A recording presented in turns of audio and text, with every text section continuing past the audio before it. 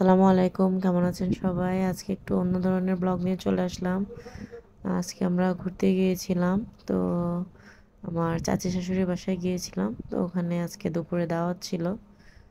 তো চাচি আমাদের জন্য যা যা রান্না করছে এগুলার একটু ভিডিও করে নিলাম। ডাল ছিল, মাসকলাইয়ের ডাল, মুরগির মাংস তরকারি, তারপর ছোট মাছ ছিল, ফুলকপি আলু সিম দিয়ে তরকারি ছিল, ভাত ছিল।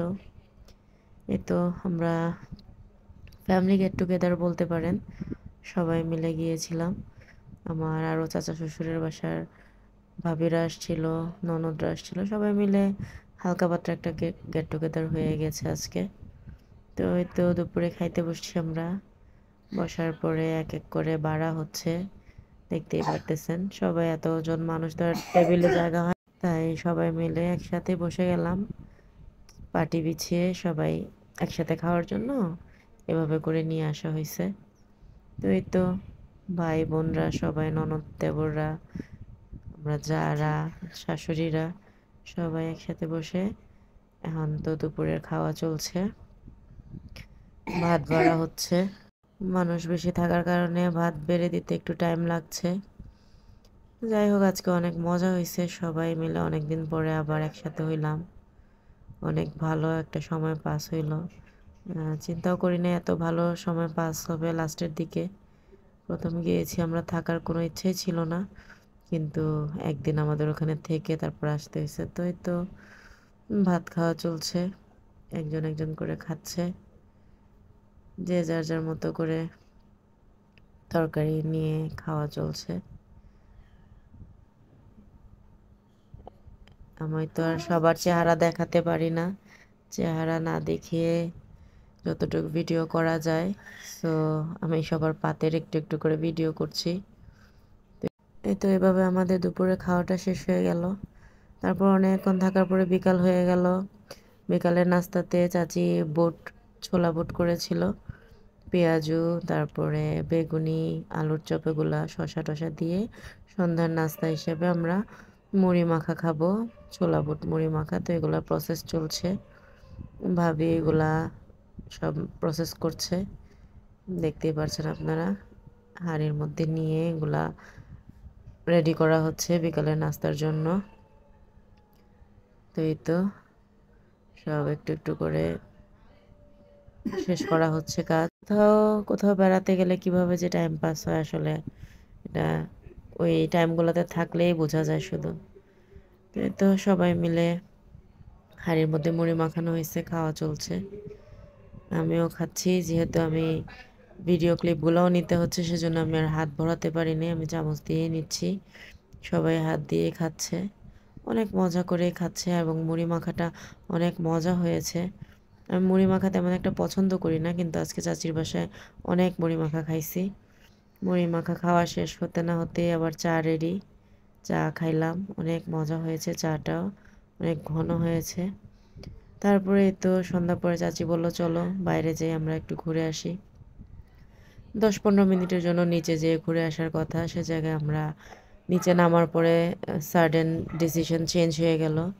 ভাবির বাবা বাড়ি কাছে ছিল, নারায়ণগঞ্জের ওই দিকে।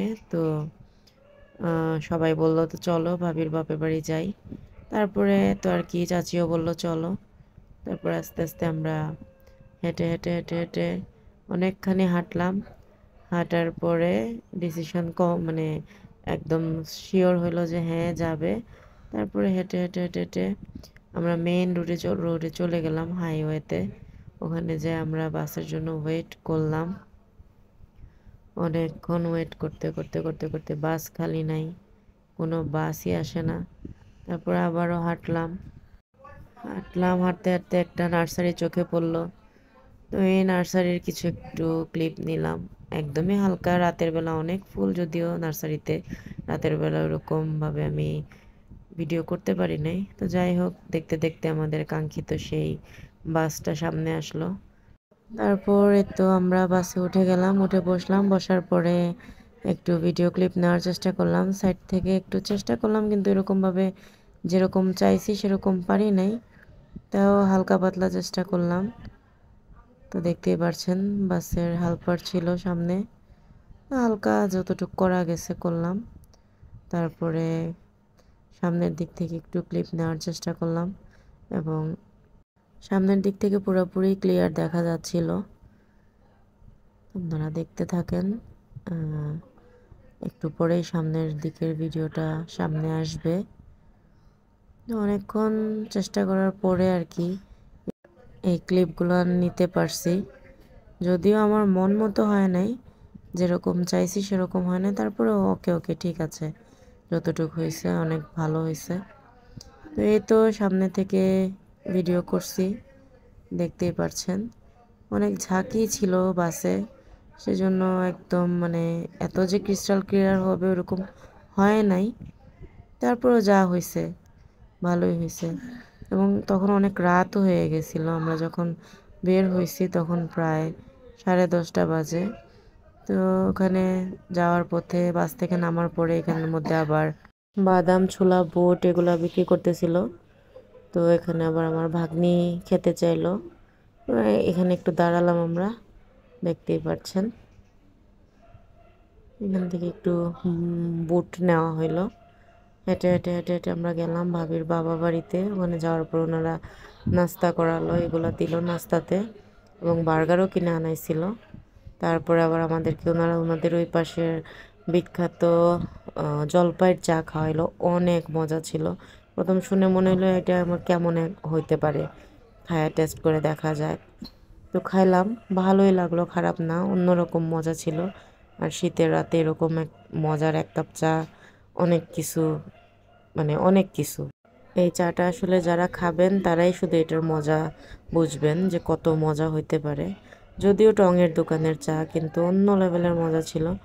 আমাদের সবার অনেক মজা লাগছে, আমরা অনেকজন গিয়েছিলাম ওখানে, সবাই খাইছি, অনেক মজা ছিল। এবং ভিতরে জলপাইগুলো দিয়ে দিছে একদম টুকরা টুকরা চায়ের কাপের ভিতরে।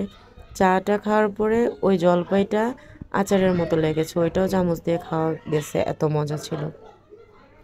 তো উনি চাটা বাড়তেছিল, তো বললাম যে মামা একটু ভিডিও করব। তারপর উনি বললো ঠিক আছে করেন, সমস্যা নাই। তো এই তো ভিডিও করছি, উনি বাড়ছে, আমরা ভিডিও করছি, আপনারাও দেখেন।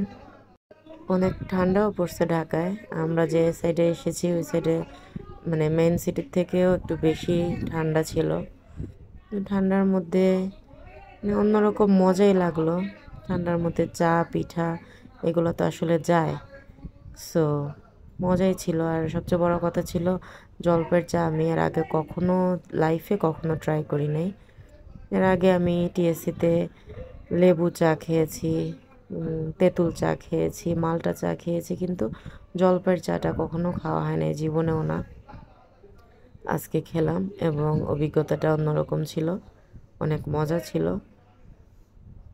যারা আসলে খাইছেন এটা ওনার দোকানের, তারাই বুঝতে পারবেন যে কত মজা। সন্ধ্যার থেকে একদম লাইন ধরে নাকি মানুষ খেতে হয়, মানে সিরিয়াল পায় না মানুষ ওনার কাছে, এত এই চাটা এত বিক্রি হয়। এবং সারা বছর উনি এটা বিক্রি করে, জলপাইয়ের সিজনে একদম ফ্রেশ ফ্রেশ জলপাই, আর জলপাইয়ের সিজন শেষ হয়ে গেলে উনি ওই টাইমে ডিপিং করে রাখে, যেটা সারা বছর যাতে চলতে পারে।